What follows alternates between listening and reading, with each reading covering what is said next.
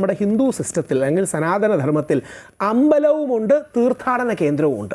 ഉദാഹരണം, ഗുരുവായൂർ അമ്പലമാണ്. എല്ലാ ദിവസവും നമുക്ക് ആ അമ്പലത്തിൽ പോകാം, പഞ്ചശുദ്ധികൾ മാത്രം നോക്കിയാൽ മതി, അതായത് ബേസിക് കാര്യങ്ങൾ. പക്ഷേ ശബരിമല ഒരു തീർത്ഥാടന കേന്ദ്രമാണ്. ഉദാഹരണം, പെട്ടെന്ന് മായാജിയോട്, ഈ സംസ്കാരത്തോടൊക്കെ ഇഷ്ടമുള്ളൊരു വ്യക്തിയല്ലേ, ഒരു കൗതുകമുള്ളൊരു ചോദ്യം ചോദിക്കാം. ഇന്ത്യയിലെ വേറെ ഏതെങ്കിലും അമ്പലത്തിൽ കറുപ്പ് വസ്ത്രം ഉപയോഗിക്കുന്ന പ്രത്യേകത കണ്ടിട്ടുണ്ടോ?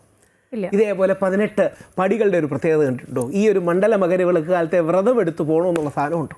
ഇതൊക്കെ സ്വാമി അയ്യപ്പൻ കോൺസ്റ്റിറ്റ്യൂട്ട് ചെയ്തതാണ്. അയ്യപ്പൻ 950 വർഷങ്ങൾക്ക് മുമ്പ് ശബരിമലയെ പുനരുദ്ധരിച്ചപ്പോൾ അയ്യപ്പൻ ഉണ്ടാക്കിയ ആചാരാനുഷ്ഠാന പദ്ധതിയാണ്. യഥാർത്ഥത്തിൽ ഒരു വരി കൂടെ പറഞ്ഞാൽ, യഥാർത്ഥത്തിൽ ശബരിമലയിൽ ഇരിക്കുന്ന അടിസ്ഥാന മൂലപ്രതിഷ്ഠ ശ്രീധർമ്മശാസ്താവാണ്. ആ ശ്രീധർമ്മശാസ്താവിലേക്ക് നൈഷ്ഠിക ബ്രഹ്മചാരിയായ അയ്യപ്പൻ വിലയം ചെയ്തതാണ്. ഇതിൻ്റെ വ്യത്യാസം എന്താണെന്ന് പറഞ്ഞാൽ, ശ്രീധർമ്മശാസ്താവിന് 2 ഭാര്യമാരുണ്ട്, പൂർണ്ണ, പുഷ്കല.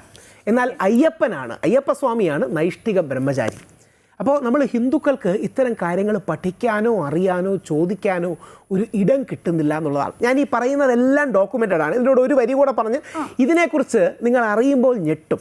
ഏക ഹിസ്റ്റോറിക്കൽ ഡോക്യുമെൻറ്റ്, അതായത് ഭക്തിയിൽ 100 കണക്കിന് പുസ്തകങ്ങളുണ്ട്, ഭക്തി വിശ്വാസമുള്ള 100 കണക്കിന് പുസ്തകങ്ങളുണ്ട്.